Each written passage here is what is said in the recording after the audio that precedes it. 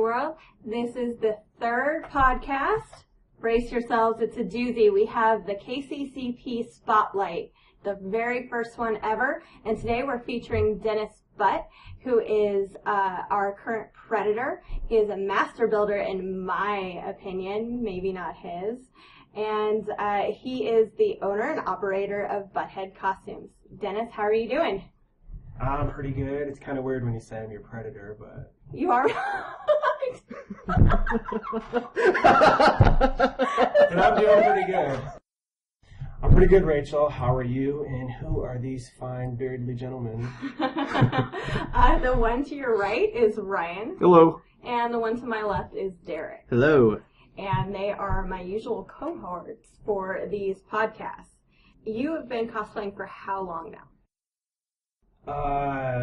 Before it was called Cosplay, I had originally done living history stuff with my father-in-law when my wife and I were in high school. So, like Renaissance Fair or like Civil War? Yes, mostly Civil War. Both. We did Renaissance, a lot of Renaissance stuff, but we did Civil War. His period of expertise is the Lewis and Clark area, which is 1812 to 1827. We did a lot of that. I met my wife in Tennessee in high school our senior year, and between Renaissance and Civil War stuff in Middle Tennessee, I would do Lewis and Clark period stuff with him along the Missouri River in Missouri and Nebraska.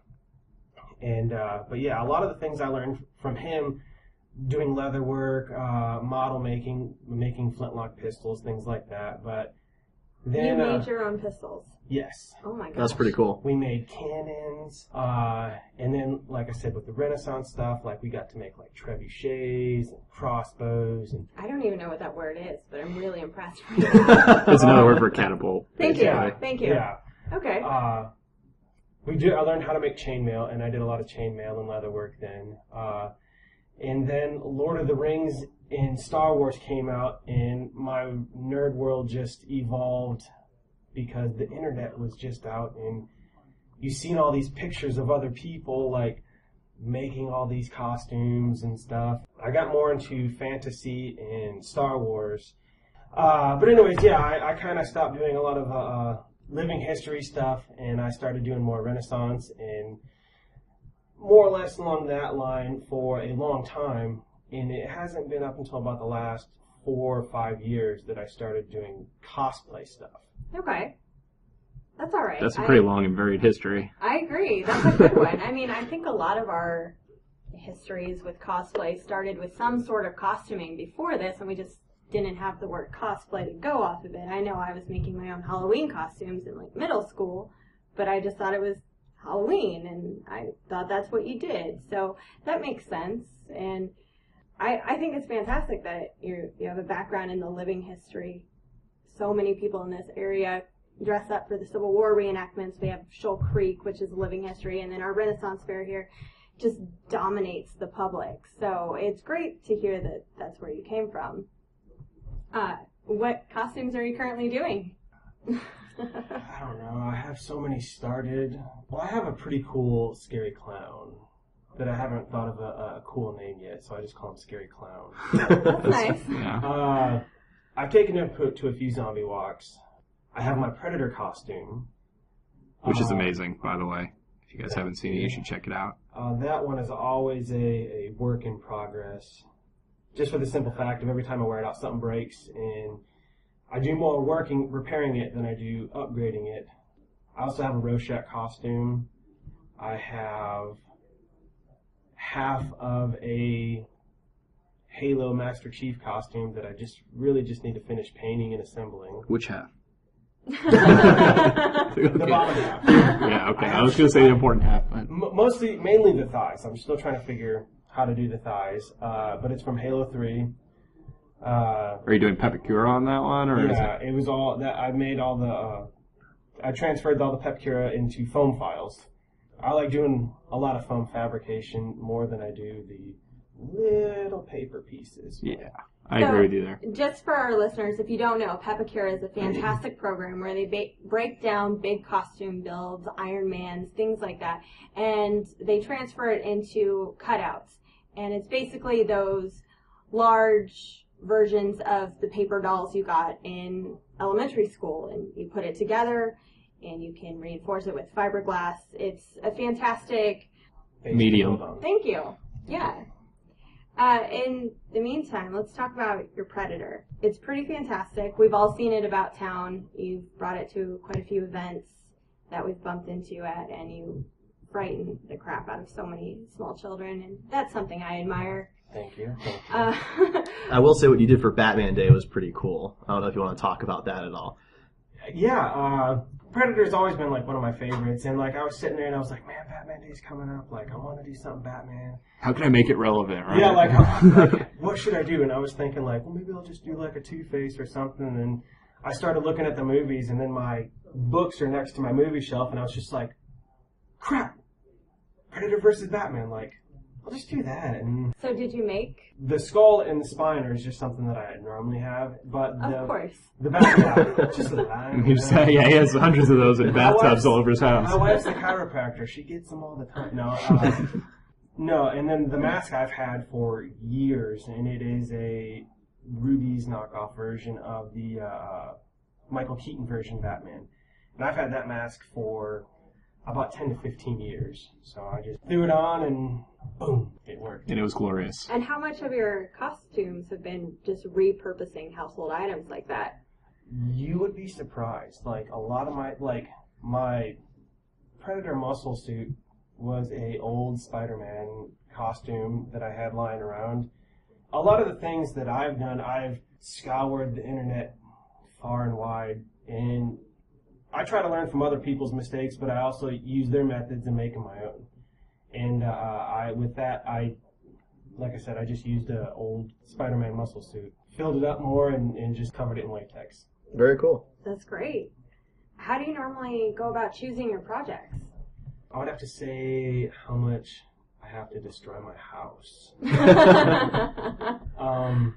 Believe it or not, a lot of I'm a traveling construction worker. So believe it or not, a lot of my projects that I have done have been made in a hotel room somewhere around the country. Pretty impressive. Where do you usually start a build? I know when I find a costume, I try and break it down piece by piece, and then I'll just do what I can when I can. I try to research, and that's another thing I try to tell people is to just research. If you was to type up Predator, you're going to get, or how to make a Predator costume, you're going to get about 100 different versions of how to make it. And with that, you can always, the face is always, and the helmets and stuff are always what gets me. So I always, whenever I start a project, I always start with the head. And if I don't finish it, at least I'll have a cool display piece and not just some random shoulder piece lying in the corner. So I always try to start with the head and just kind of build up from there. And if it's something that I'm really, really wanting to finish and wear, then I'll go from there. How long did something like the Predator take you?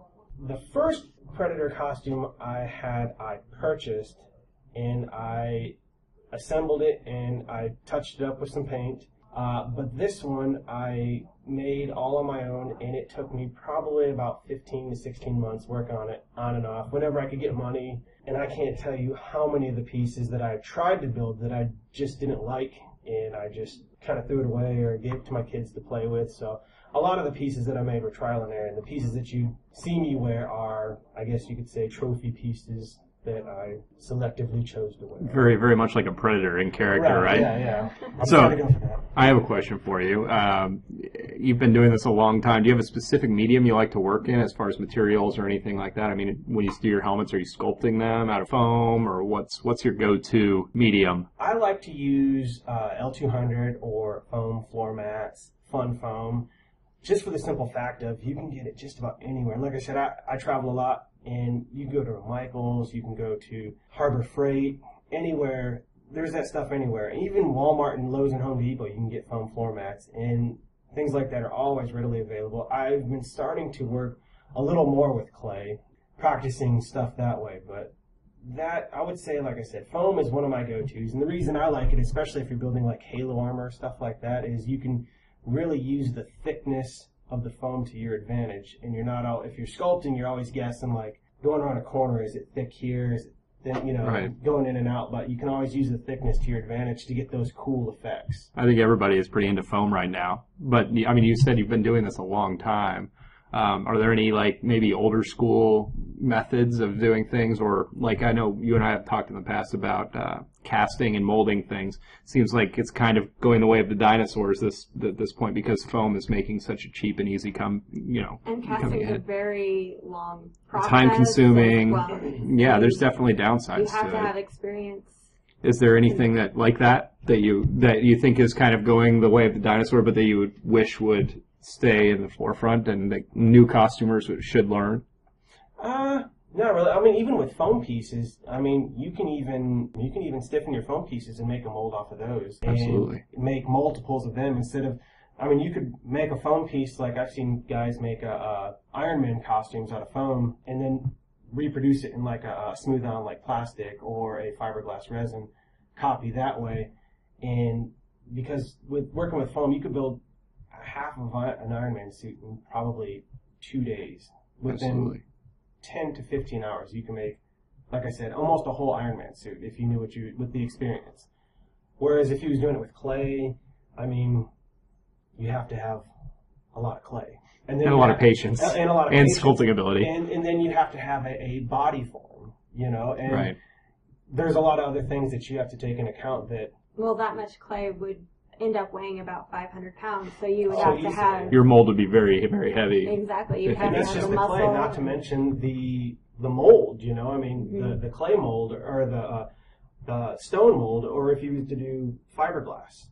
But, yeah, it gets heavy quickly. But with foam, with a light, 4x, it's flexible. Yeah, with a 4x sheet of foam, you could literally make almost any costume out there. You might need more than one, but... Yeah, but I'm just saying, I mean, if you pattern it out right, I mean, I've seen guys use a whole 4x sheet of foam and make a whole Iron Man costume. So, I mean, it's crazy. For a $15 to $20 roll of foam, some hot glue sticks, and some time, I mean, you can have a pretty killer costume. Yeah, absolutely. What I was saying is like research, and there's been a lot of people along the way that have helped me, like guys like the iBots. Mm-hmm. Some people don't want to, when you ask someone a question, they can't give you the full answer because they can't tell you what to do for the project that you're doing, but they can give you the guidelines of, hey, look here, and you can incorporate it into how you want it to be done. For instance, like I could say, like if you was to ask me, hey, how would I make this Predator? I could be like, oh, well, I did this, to where if you was to ask them, hey, how do you make an Iron Man suit? Like, they could be like, okay, well, these are the steps that we took, but you can also do this too. Yeah. And it's been other cosplayers, and like I said, the internet, and there's also a website called the RPF, which has just been... Yeah, if you guys haven't signed up listener-wise on the RPF, do yourself a favor and go check it out. It's an amazing... You will lose your soul to that site. Yes, in a good way. Yeah, I mean, I remember when I first started it, like, it just consumed me, like, just the amount of sheer raw talent on there. It's like, I was doing Pepcura like the old school way with just cardstock and fiberglass, and then all of a sudden you see foam, and it was just like... A light came down from the heavens. Yeah, and it was just like, you mean I don't have to fiberglass this? And it's just foam? Like, you can go... What is this sorcery? Yeah, what is this trickery? So, yeah, like that kind of helped me learning from other people's mistakes and kind of taking some of their tips and tricks and incorporating it in my own arsenal of things that I've learned. Also, if you haven't, the Stan Winston School of Arts also has excellent tutorial videos, and you can buy them in a stream, and they're all about $15 to $20. And those are the ones that you learn from the professionals, with the guys that made Terminator, The Predator, Alien, even the dinosaurs in Jurassic Park. And I mean, everything from painting to foam fabrication to molding and casting, all that stuff. mean, life casts. And like I said, they're not going to teach you what you're doing, but it's the tips and tricks that they give you that you can incorporate and make them your own into your project, or the things that really matter. So Predator's a pretty iconic character. I mean, there's tons of different varieties on it as far as costumes go, but how did you go about adapting such a character that people have a very strict image in their head into a costume? That's a tough one. When, start the timer. No. When I first decided that I want, like I said, the first Predator costume I bought, and I assembled it and everything, and it was just going to be a Halloween costume that I was just going to wear. But then after getting on and researching, I was like, there's a whole forum for Predator costumes, which is called the Hunter's Lair. If anybody wants to find out, it's a whole forum that's just dedicated towards Predator. But after I got the fact that, you know, I wanted something more, I wanted this costume to fit me better, I wanted to make a lot of the other pieces to where they just didn't look like plastic rubbery pieces. I got on there and I just started researching, and I really wanted to base mine off the original Predator movie, which everybody calls it the P1. So I just started researching and looking at pictures and trying to find out how other people did theirs. And like I said, I just kind of took the things that they've done and the successes that they have had doing things, and I incorporated them into my own costume. I don't want to say I copied them, but I learned from them, which is just as simple as the things is just painting and painting latex pieces. I mean, there's no wrong way to paint latex, but there's ways to paint latex better than others. Right. Yeah. When I first started it, I mean, like I said, I'm 6'3", and my weight fluctuates with the seasons. When I'm working, I normally hold about 230. When I'm not, it's about 2. So I wanted something that fit me, and whenever you buy something, it's always for someone that's about 6 foot, 170 to 200 pounds. So I just wanted something that fit me a lot better. So I just kind of started from there and just, like I said, researching on how other people did theirs, and just went from there. That makes sense. For those kind of bodysuits, if our listeners don't know, a lot goes into the preparation for them every time you wear them. What do you have to do beforehand to spend a whole day in that costume? And what is it like being in that costume for, 6 to 8 hours? It's a job. I mean, you're decked head to toe in latex, a non-breathable substance that just, if you're not careful, it can hurt you. And your suit's pretty thick. It's not like the body painted latex. Right. What I try to do is I try not to have any alcoholic drinks the day before. Must be very difficult. I try to limit myself. And I try to drink a lot of water and try to just pump the electrolytes, Gatorade, Powerade, things like that. Bananas, potassium, magnesium pills. And then in the morning, I'll do the same thing. I'll take a couple magnesium pills, and I'll eat some bananas, and I'll drink a lot of water on the way to the event.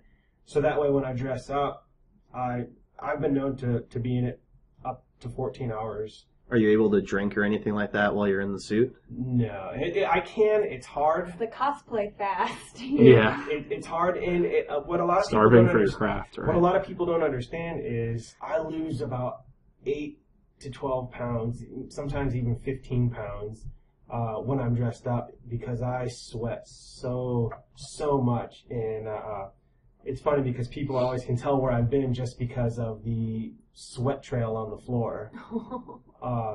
But it's something that I've adapted myself to, and I'm a welder by trade, so I'm kind of adjusted to the heat.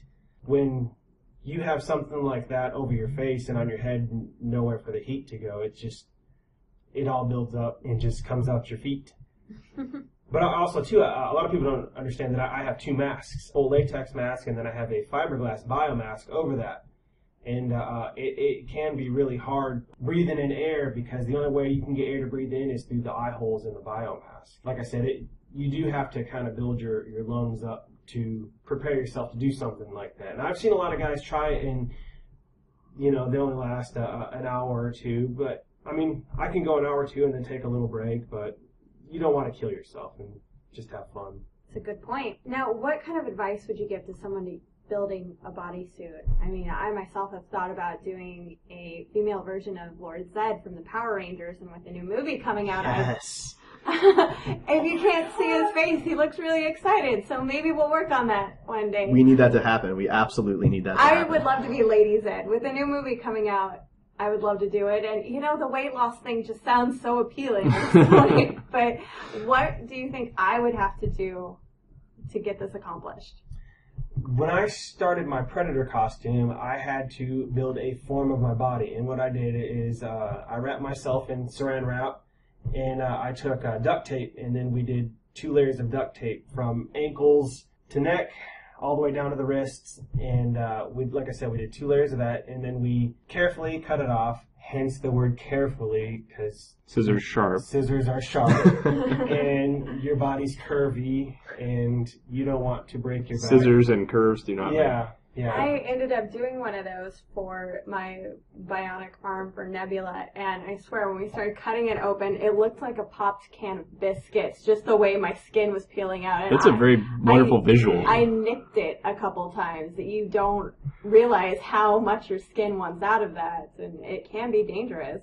I highly recommend people, if you can or have access to or know someone who has, to get the medical scissors with the little rounded end so you don't cut yourself. But if you do, the best thing to do is kind of just go little by little, and I had my wife just take 2 fingers and just cut between her fingers, and so there was a little barrier between the duct tape and my skin to where she could kind of pull it away a little bit. And that's the other thing too, is you don't want the duct tape to be tight, you just want it to be fitting so you're not losing circulation, and especially too once you get the waist and the chest taped up, like you can't bend over, it's a little uncomfortable, so you kind of want to have something next to you to help you hold your balance.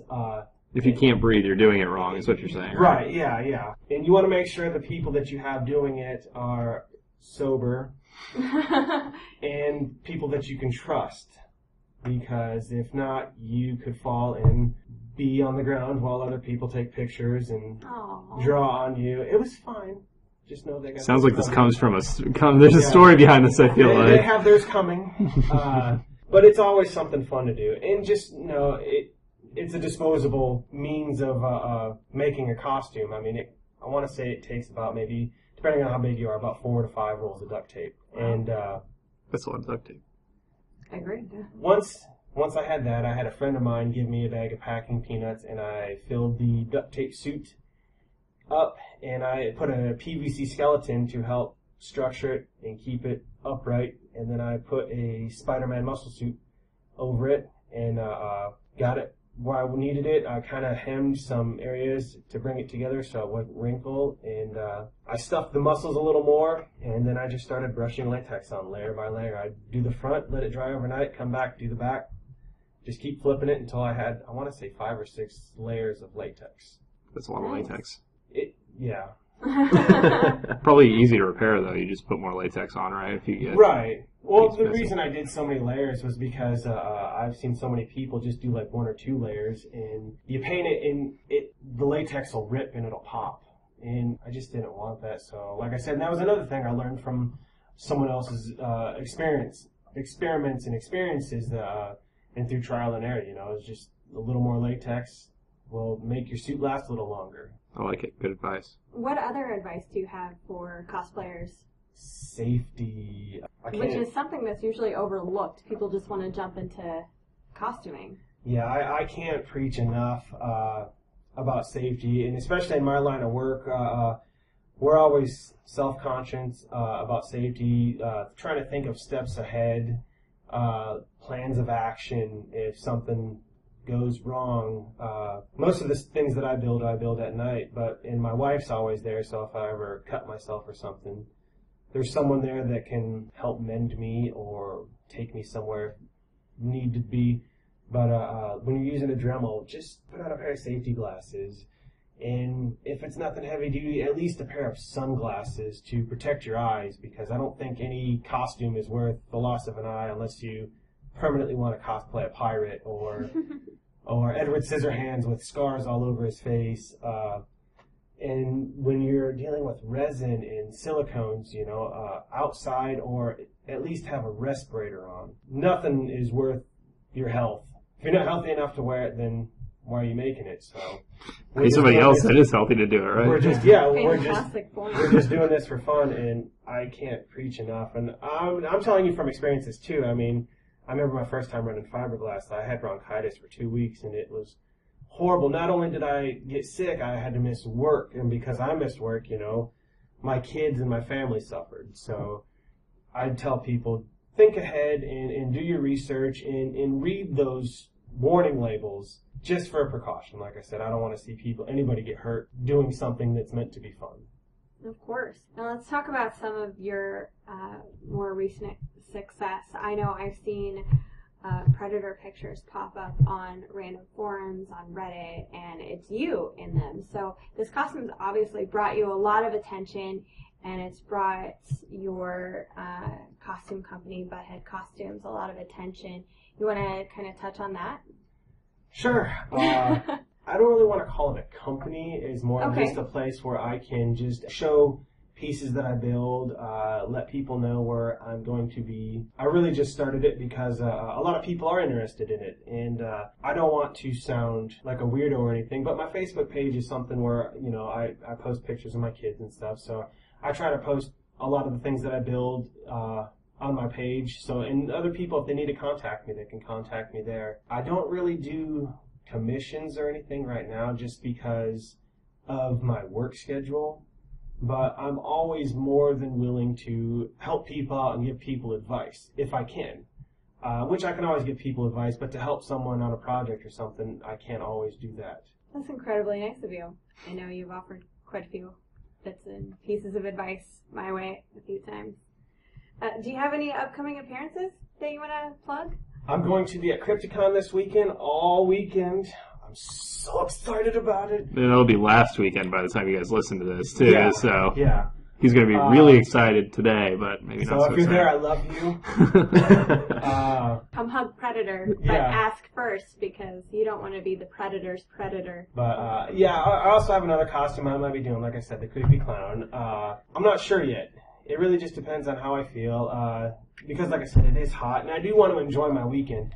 For me, the last couple of years, Crypticon has always been the end of my summer, and it always seems to work out pretty good that after Crypticon, I go to work. And like I said, I'm a traveling construction worker, and when I'm gone, I'm normally gone from September clear up until May. Busy working. Summers are my me time, my family time to build, have fun, and wear the stuff that I build, so... Well, that's fantastic. Thank you so much for coming on our podcast. If you want to hang on for just a little bit, we're going to geek out over the new Turtles movie. And the old Turtles movies. Definitely the old. I would love to stick around.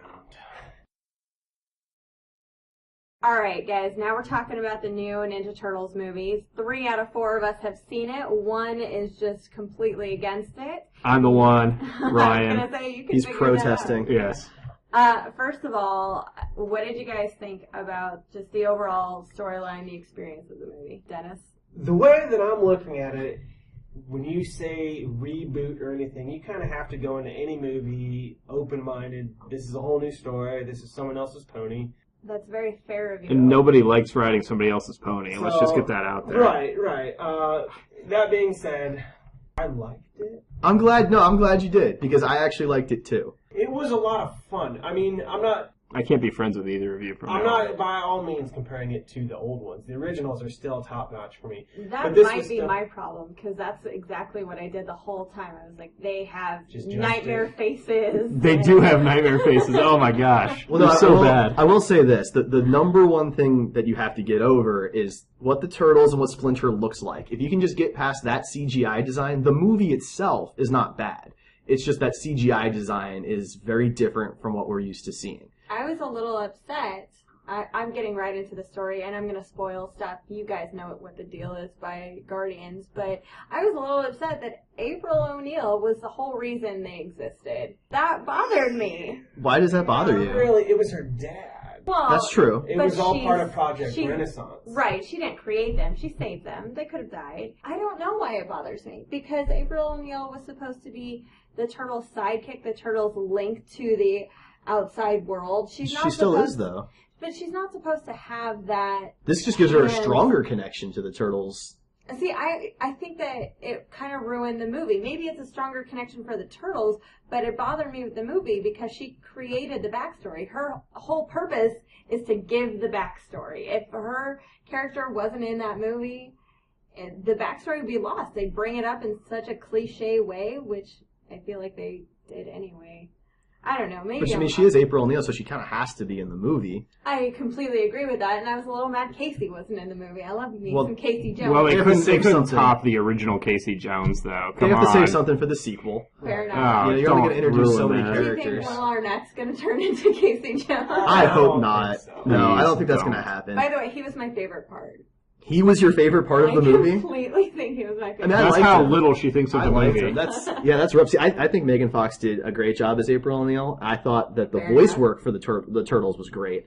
Not the CGI, but the voice work I thought was really good. I really felt like they had captured the characters of the Turtles. How did you feel about Megatron Shredder? Okay. Yeah, that was the other thing. It was cool. If it wasn't called Shredder, it wasn't in the Ninja Turtles world, and you were just looking at it objectively, you would think it's cool looking. I would think it was cool, but I also think Michael Bay in Shredder. I mean, it was like this was like a spawn of like Megatron brought into the Ninja Turtles. That's how it came off, in my opinion. Yeah, but I mean, like I said, I went into it open-minded, and the other thing that I had to remember is that it had Nickelodeon in front of it too. So I mean, it was a kids movie. It was supposed to be. It was really dark. It was. It was so was the darker than original Ninja Turtles. The Secret of the Ooze was much lighter after everyone complained about the first movie. The first movie wasn't really dark until the very end, in my opinion. There was some dark underlying themes to the whole. Considering when it came out, yeah. I mean, you have to keep in mind this was 1990, I think. No, the original was the 80s. It was like 89, 88. Really? Yeah. Dead serious, yeah. Okay. And I mean, people were mad about it. It was a big deal. People like petitioned the studio, which is why the second movie. I mean, one of the jokes, if you read some stuff online, that's why Sam Rockwell didn't come back. Yeah. No, I'm not. I'm convinced that Sam Rockwell just had the sense to move on. But I mean, like one of the jokes. I wanted to mention him. Wow. Sorry. One of the jokes about Secret of the Ooze, I mean, the Turtles don't even like use their weapons like once in the entire movie. In the new one? No, in Secret of the Ooze. Oh, yeah. Just they never use them. They like throw them into the ceiling and hang off of them. Right, or like they use a yo-yo to knock out everybody. The other time they use them. Now that you mention it, I'm like, But they as far as definitely use their weapons in this one. But I kind of like that. Teenage Mutant Ninja Turtles 1990. Sorry, so it was made in the 80s. My bad. My mistake.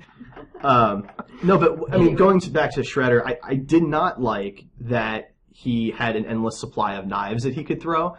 That seemed a little lame. So basically, for those of you who haven't seen it, is he shoots out these ridiculous knives, and then I guess they're magnetized, and so they come back and go back in their slots in his hands.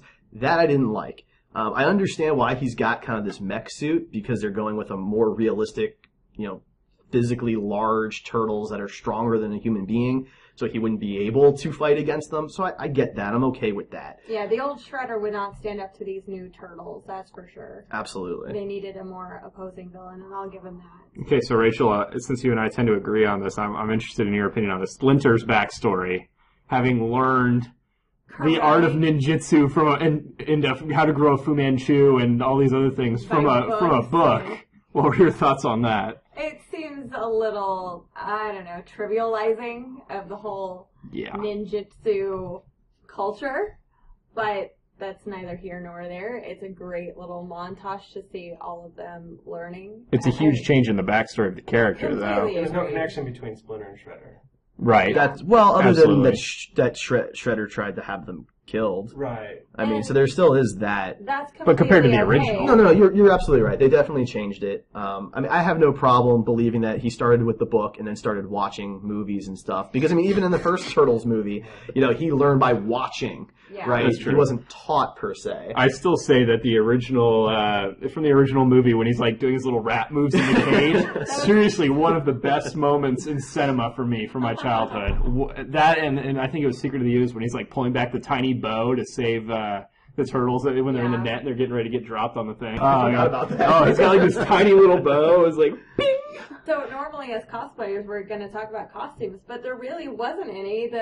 Just Shredder. The major costumes were CGI. You could buy a yellow jacket and dress up as April O'Neil.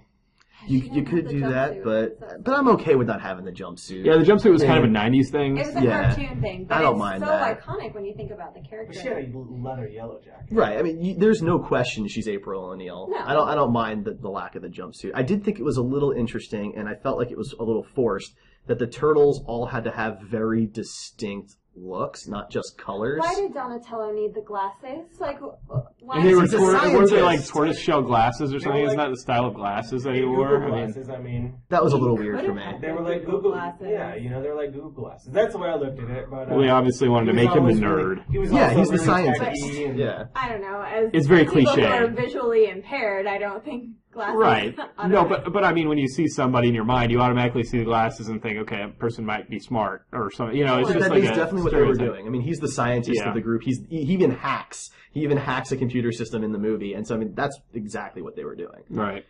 So I just thought that was a little weird. They did that with all the turtles, though. I mean, even though I didn't see the movie, I mean, you could tell from the trailers that Raphael is made to be like big and imposing, and like Absolutely. obviously He's the a juice head kind of guy. yeah, But in the exactly, new yeah, ones- ragey and Leo's more traditional and Right. leadership type because he's got the bamboo shield chest piece kind Yeah. of thing. right, obviously kind of a leader Yeah. signification. Traditional Yeah. type of costume. It was a little more apparent because they're CGI. They can basically do whatever they want with them, right? That's very It true. was very far from the original comics when they were all red bandanas and Exactly. Right. They Yeah. look basically the same. yeah. I'm not gonna lie. I really liked the look. I thought Oh, it gave. jeez. I think it gave him a really cool distinguish. It So did you- separated him. Like in the originals, if you used to take the masks off of all of them, like could you No. take their weapons away? How could you just tell them all You, apart? you didn't in the comic books. You didn't in the original movies. You didn't in the cartoon. I mean, you could did say in the that. cartoon because they still had the belt with their initial on it. Right. That's Okay. true, they did. But I Fair will say enough. this, I'm partially colorblind. So for me, growing up, it was difficult to distinguish sometimes who was Raph and who was Mike.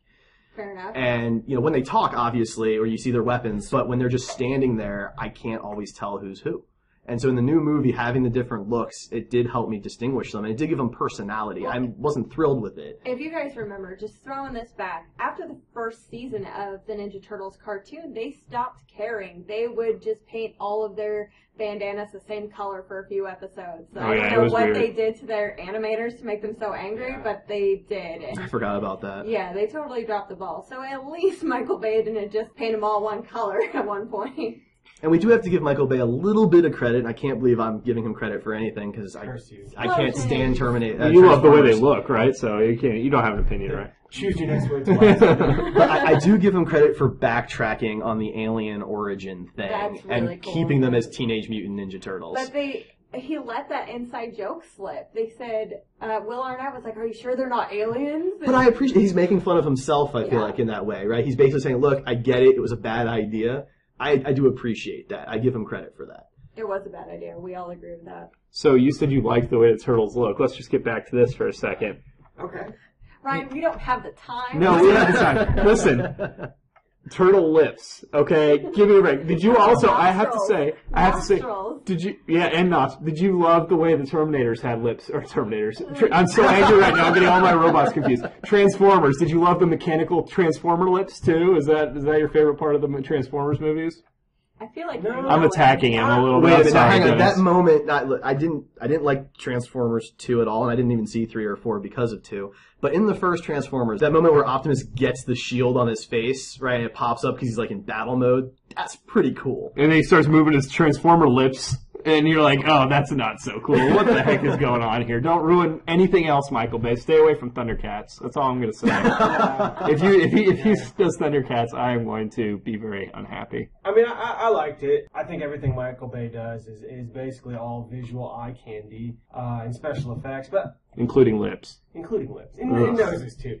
Because I mean, turtles have lips and noses. I mean, the originals didn't have noses or lips, but like And I everybody said, loved them. Jim Henson created those. But like I said, I mean, Choose your next words carefully. It's a new age. Like I said, this one's mostly for the kids, and I took my 7-year-old son to see it, and like loved it. Well, that's Loved good. it. That's I'm sure he loved it something. the same way we loved the original movies. And I think that's another thing that's point. kind of cool too, you know, because like I even showed him like all the and he's grown up watching those movies. I hope you didn't show him 3 because in my mind I barely even recognized that as an actual movie. The freckle things were just too much. I actually didn't see that one. Thank you. That's good. good. I got the box set, and I've heard so many bad things. You could just about Google it. Just, There's like these weird freckles. What do you guys think they're going to do for the sequel? Obviously, the sequel is approved 2 days after the movie. shock. Hopefully Yeah. cancel it. Shock and I don't know. awe. I'm hoping Casey Jones.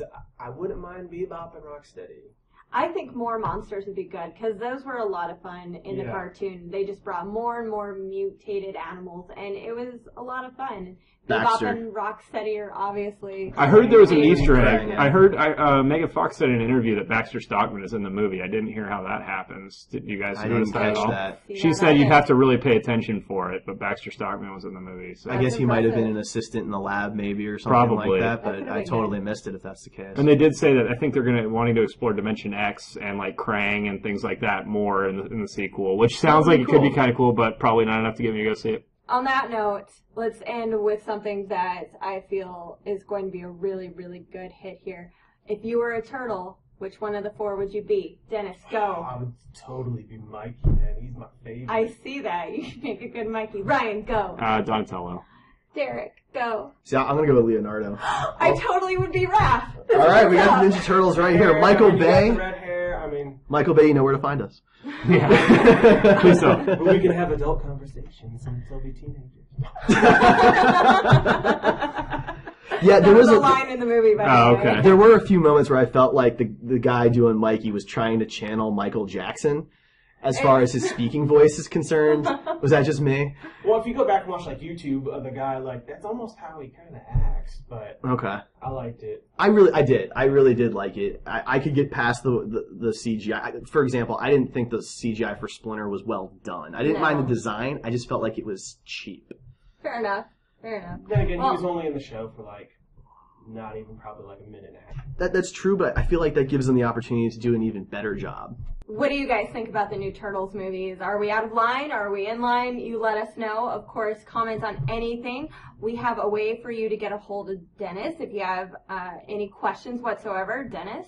You can contact me on my Facebook page, Butthead Costumes. Butthead, all one word.